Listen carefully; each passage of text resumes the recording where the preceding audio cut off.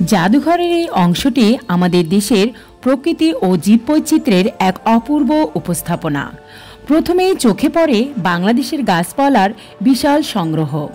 নানা ধরনের বনজ, ফলজ আর ঔষধি গাছগাছালির পরিচিতি পাওয়া যায় এখানে।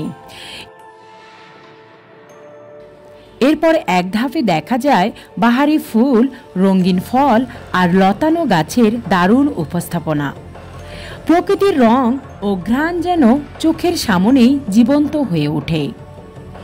এরপর আমরা ঢুকে পড়ি প্রাণী জগতের এক বিস্ময় জগতে, যেখানে আছে বাংলাদেশের পাওয়া যায় এমন নানান জীবজন্তুর মডেল ও তথ্য।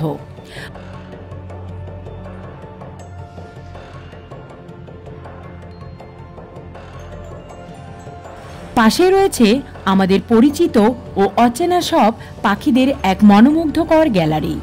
দেশি পাখি আর পরিযায়ী পাখিদের রং, ডানা আর ডাক যেন এক সুরের জগৎ তৈরি করেছে।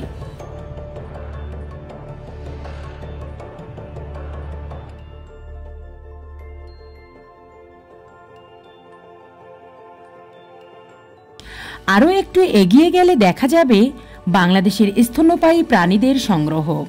হরিণ, বানর, হাঁস সহ নানা প্রাণীর বাস্তবমুখী উপস্থাপনা। সবশেষে আসে হাতির গ্যালারি।